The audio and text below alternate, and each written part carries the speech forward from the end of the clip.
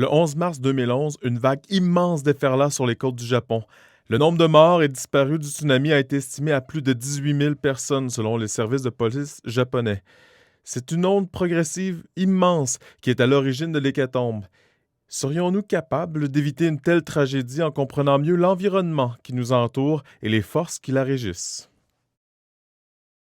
Commençons par une introduction aux ondes mécaniques. Notre environnement nous fournit plusieurs exemples d'ondes mécaniques, des vagues, des ondes sonores, des ondes sismiques, des ondes ultrasoniques, des ondes radio, des rayons X, des micro-ondes et de la lumière visible. Une onde est une perturbation par rapport à un état d'équilibre qui se propage sans transport de matière. Par exemple, ici, une chaîne humaine, les personnes restent à leur place, mais on voit bel et bien une vague se propager.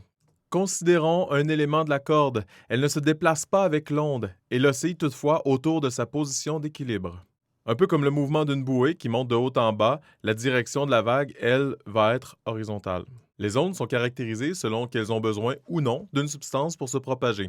D'un côté, les ondes mécaniques ont besoin d'un milieu matériel pour se propager, et d'un autre côté, les ondes électromagnétiques qui n'ont pas besoin de milieu, elles peuvent se propager dans le vide.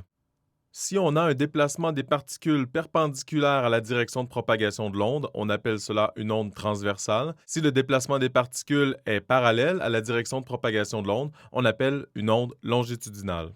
Une onde peut être progressive ou stationnaire. Une onde progressive, c'est l'onde qui transporte de l'énergie. Une onde stationnaire, c'est une onde qui ne transporte aucune énergie. Il y a interférence constructive lorsque le déplacement résultant est plus grand que celui de chacune des ondes. Nous allons voir ici plus bas l'onde résultante.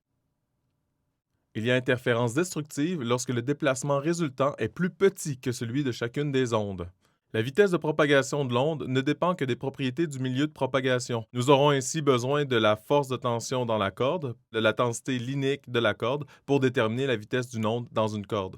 Pour tout milieu, une onde mécanique se propage selon un facteur de force de rétablissement ainsi qu'un facteur d'inertie.